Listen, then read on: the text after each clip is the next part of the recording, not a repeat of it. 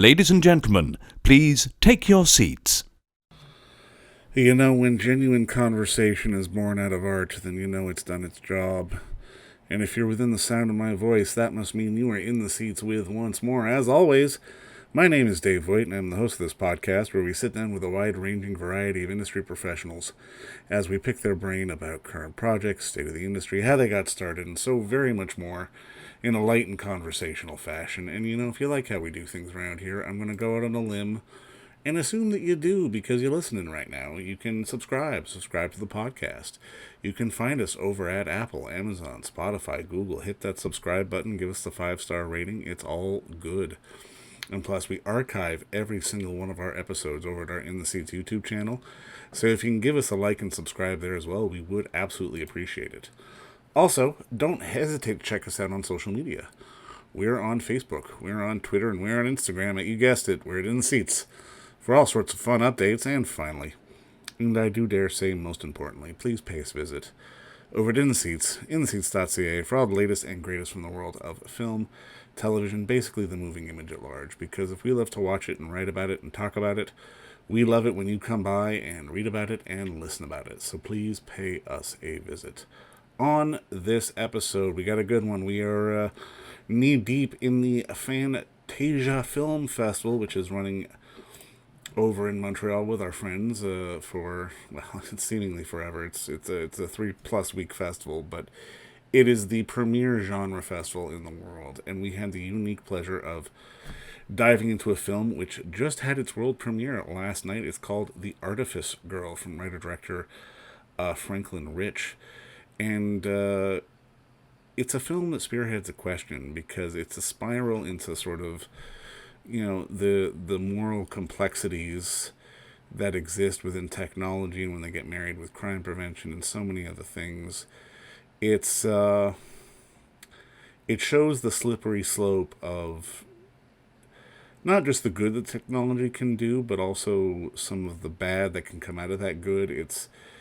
We're really delving into interesting territory as the technology is at a point where it's going faster than we are as human beings and as a society, and it asks that question of, you know, do we need to slow down a little bit or do we need to keep going? I mean, it's a film that it'll bring up a lot of discussion. It has more questions than answers, but that's kind of the point. But it's a fantastic piece of work with some great performances in it, and we had the unique pleasure of sitting down with Franklin Ritch to talk about sort of the themes of the film and casting and how I put it all together, and so very much more. It's a fantastic piece of work, which, like I said, I cannot recommend enough. If you're in Montreal at the festival, it is playing again tomorrow on Monday, July 25th.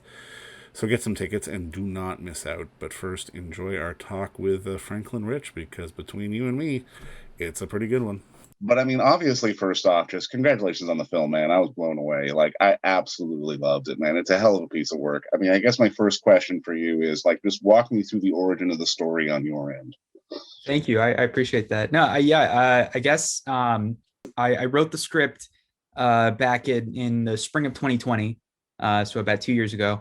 During quarantine times, you have a lot of time to write, and I also had a lot of time to research kind of stories that I was sort of thinking about. And this was one of my favorites that I kind of sort of zeroed in on. And I think the actual, like, the first draft came out in it like just 48 hours from page 1 to page 90.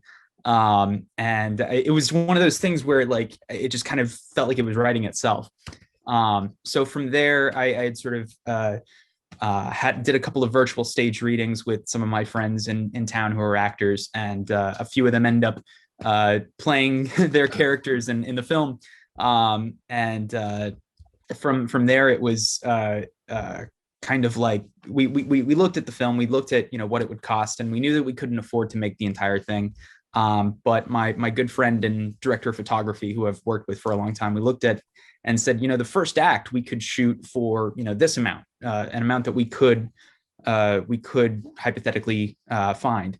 And so we raised that amount from very generous contributors locally. shot the first act as you see it, and then sent that out to some of our people that we have sort of know in the industry. And Peter Kaplowski, our executive producer, was kind enough to sort of spearhead it and say, I'm going to find the right people. And he found Paper Street and Blood Oath, Aaron and Ashley, and they were kind enough to help us see through the project to the end. And so now here we are. All these 2 years later, we've got a film about to premiere. So it's been a hell of a journey. Well, that's fantastic, man. I love stories like that because I mean, this really is, at least for me, like almost my favorite kind of sci-fi because it's basically a set piece. It could almost play out as a play. It's very character driven. It's very sort of psychological. And I mean, for you, as you were putting this together, how did you try to balance, I guess, maybe the character tension versus sort of the philosophical message in the film, because I can imagine that was a bit of a duel. You didn't want to go too heavy on either side. Sure. I think that was sort of like we kind of knew going into it, like that's the fear. If there's one thing that we know, like I'm sure people are gonna watch this film and expect like a Blade Runner kind of sci-fi and right.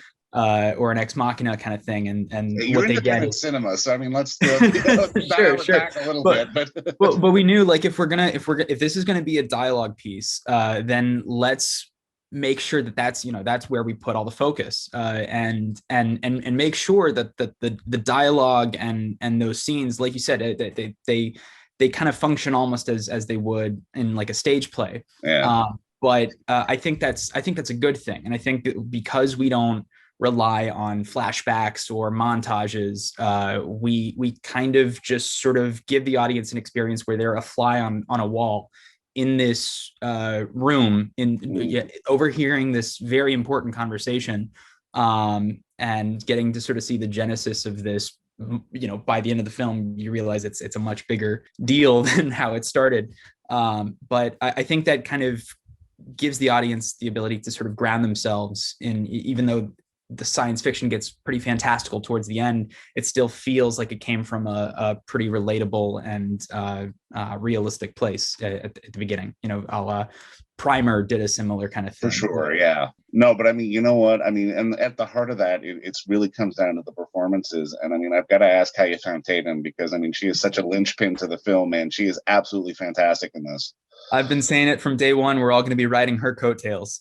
She's already like, she's already the projects she's got lined up. I mean, it's incredible. But I can say I knew her even before Artifice Girl. I met her. I was directing a play. It was Wait Until Dark.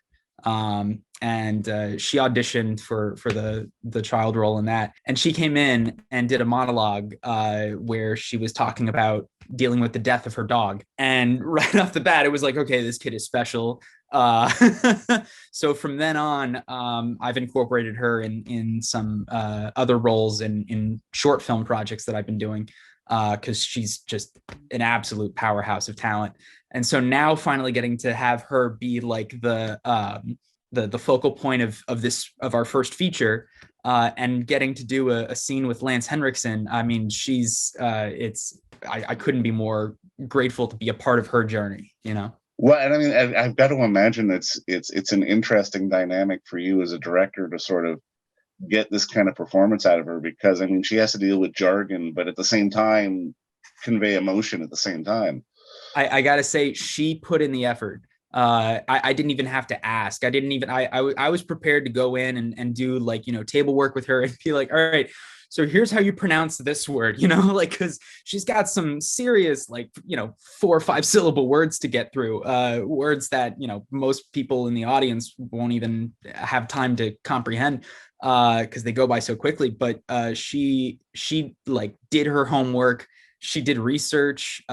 She did so much table work. And on top of all of that, again, not to spoil too much, but she had to do a lot of choreography. Yeah. She had to, do a lot of just, research into how digital faces act and how AI behaves. We had a whole conversation just about blinking.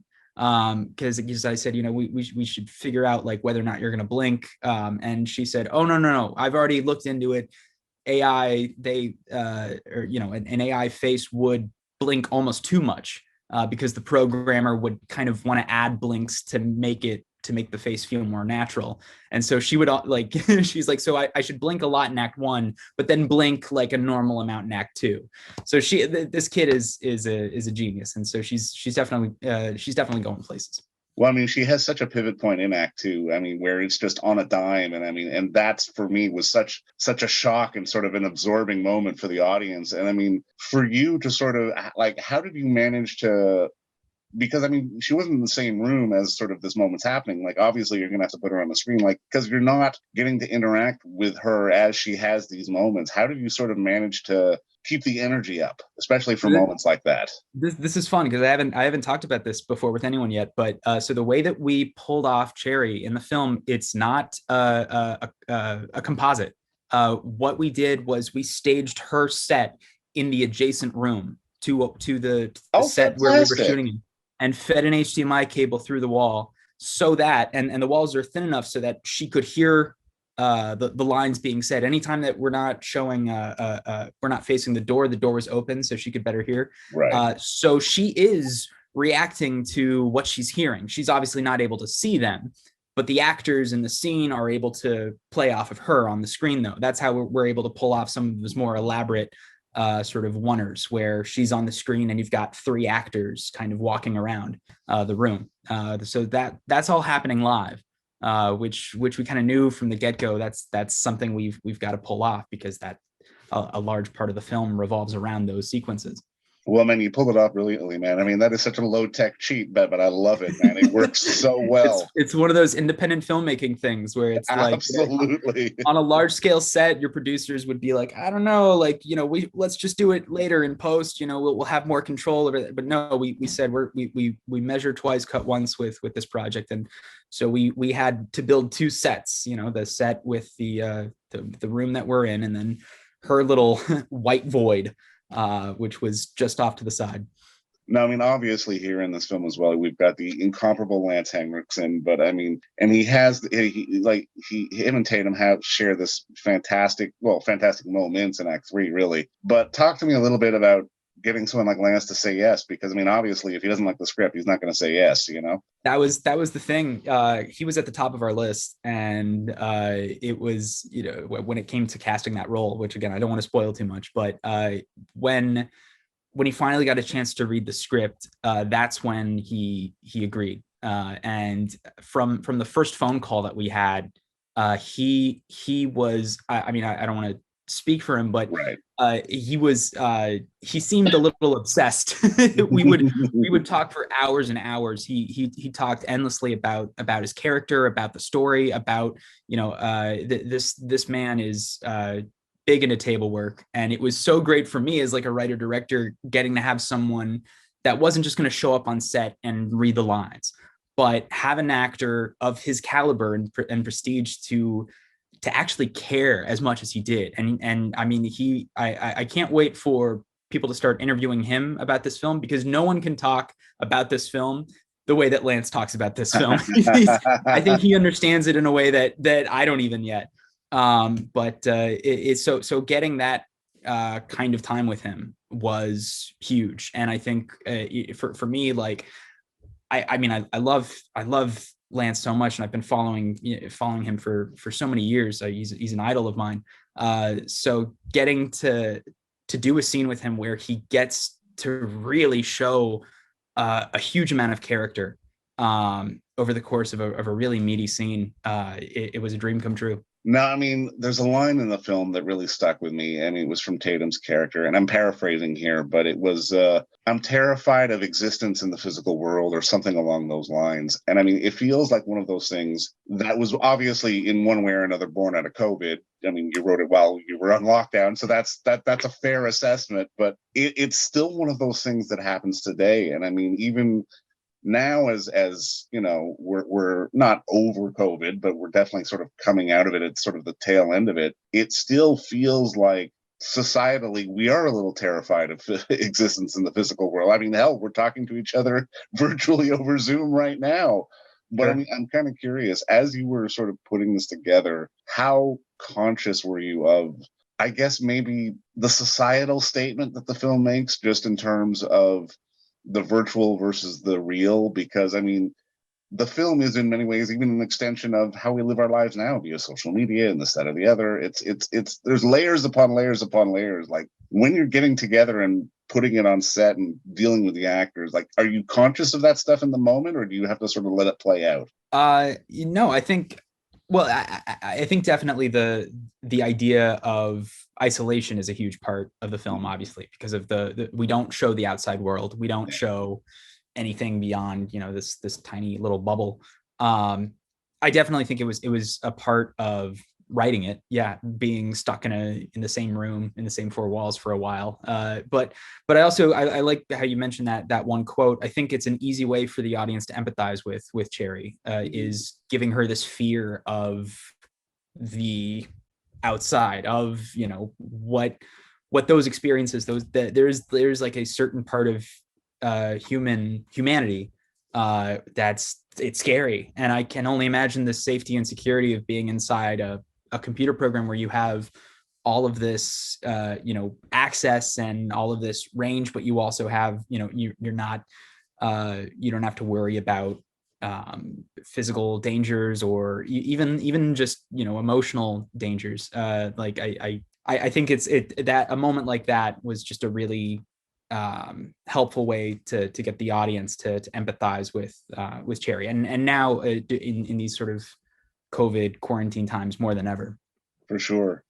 And I mean, something else you did with this film, which I genuinely appreciate, just as not just as a critic, as a viewer, but as a fan. It's science fiction, but you didn't necessarily have to shoehorn in any sort of visual effects shots that you maybe did or didn't have the money for, because I mean, it's a flaw that sometimes happens in independent genre, where it's like, okay, we're talking about issues and dealing with all this weird stuff that's interesting and people are engaged, and then there's this one visual effect shot which looks terrible and it just takes you out of the movie. Like, how important was it for you to not make sure the science fiction was staying sort of in our minds and in the words, as opposed to anything that you showed visually? Yeah, I think we knew from the get-go, like, what kind of film this was going to be, that this wasn't going to be a film where we show a CGI city with cyberpunk skyscrapers and stuff. Right. And this isn't going to be this isn't going to be the film where Cherry is if I don't want to spoil too much in Act 3, but where we employ a lot of CGI and crazy effects for her. I think we knew that this film's core was going to be the dialogue and the characters. So rather than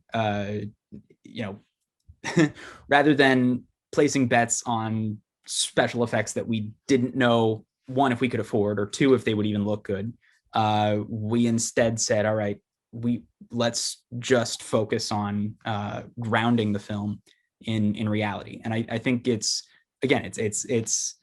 a different film, like Ex Machina, when you have the money to make a person out of plastic and for sure, transparent. Like, great, go for it. It's in that film it works, but for a film like this, there was just no need. There was no need to employ the kind of cliche sci-fi visual elements, and just keep it in sort of more familiar spaces. For you, as a storyteller, what is the core of Cherry? Because to me, as I watched the film, it felt to me just almost the example of how sort of the technology has advanced almost too far to keep up with our ideals. And if we try to pair them together, we can lose perspective and things can maybe not go as well as we'd hoped. Like, for you, what is the core ideal of Cherry? Yeah, I think you're right. I think Cherry ultimately is a reflection of the people that created her and raised her, in the same way that children are reflections of their parents. I think because Cherry is birthed and cultivated in an environment that has, one moral code, which is we are going to save children no matter what. That's sort of where Cherry comes from. That's why Cherry has no stereotypical aspiration to take over the planet or anything. Like, she's just got a one-track mind. But she also has, she's also been, she's adopted, or she's inherited her creator's past traumas and his abusive experiences, in the same way that children end up in cycles of trauma with their parents, and so on and so forth. The same thing can happen with AI. So I think it's less about AI, kind of being out of our control. It's more that an AI, at least in this film, Cherry, is again a reflection, or she perpetuates the best and worst qualities of the people that created her. And it's a reminder too, just considering how fast the world goes, that it's okay to take a step back and pump the brakes a little bit, or you're bound to doom. Like you said, you're going to repeat some of those mistakes. Right. And I think it's because the technology is already moving, right? And I like you said, pumping the brakes. I don't. You try telling Google to pump the brakes. I don't know if that's possible, but I do think what we can do, all of us, is at least start adopting habits of being compassionate and ethically conscious with how we approach and treat and build our artificial intelligences. Well said, man. No, absolutely right. And I mean, just to start putting a bow on this, and this is a dumb question, but it's one I always like to ask. Sure. Think back to the younger days for young Franklin discovering movies for the first time. Is there one movie or one sort of performance, or like even a scene in a piece of work that had the light bulb go off for you and maybe you want to go, you know what, I want to do this. I got to be a filmmaker. I got to be a storyteller. Absolutely. This is my story. And I guess this is the first public declaration of this, but I remember I must have been 6 or 7 years old, and seeing Wallace and Gromit in the Wrong Trousers for the first time. Nice. And I remember watching it, and it's that train sequence where there's like a chase on a little mini train. And I remember thinking, like, this is incredible and it's hilarious, but I can do that. That's just plasticine. And like, I went to my local Joann's fabric shop and got some plasticine and Legos, and started just, taking still photos. So in my childhood and middle school, I was doing all stop motion. That's how I got into film.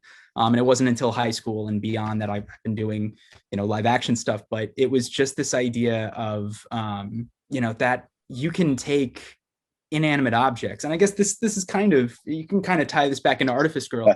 You can take these inanimate objects and give them life and personality, and tell stories that strike emotional and philosophical chords with people. And to me, that's magical. That's just nothing short of pure magic. So that's it. That's my story. Well, I love that, man. And I mean, I think you're absolutely right. And I mean, I think that does tie back to Artifice Girl, because I mean, this is, to me, my favorite kind of science fiction. It's the kind that has people talking after they've left the theater. It's interesting. It's thoughtful. It's completely engaging. I mean, it looks great on a no money budget, more or less, and I mean, I know you said Tatum's on a rocket to the moon. I don't think you're that far behind her once people start seeing this film, man. Honest to God, it's a hell of a piece of work, and just congratulations. And thank you so much for the time, man. I really appreciate that, David. That means, you have no idea. That means the world to me. So thank you so much. All right, man. Again, congrats, and have fun in Montreal, man. Seriously. Will do. Is that where you are? Where are you? What? No, I'm actually in Toronto, so I couldn't make it this year, but I'm in Toronto. No worries. I'm hoping to hit up Toronto at some point soon. I've always wanted to go. That's like one of my top 3 cities I've always wanted to visit. Oh man, it's a great town, especially during TIFF and with movies and whatnot. And I mean, and obviously Peter, so I mean, exactly. You'll get the first class treatment when you're up here for sure. I'm counting on it. I'm so excited. So soon, I promise. But, absolutely, man. Anyways, thank you so much for this, and have a wonderful day, and we'll see you soon. Absolutely, buddy. Thanks again. No worries. Take care, man. And don't forget to visit our friends over at Bay Street Video for all your DVD, Blu-ray rental, or purchasing needs this summer, as they are still open for curbside and some mailing delivery as well. Over at 1172 Bay Street, Toronto, Ontario, Canada. You can give them a call at 416-964-9088. That's 416-964-9088. Or send them an email at baystreetvideoto@gmail.com for any of your DVD and Blu-ray needs.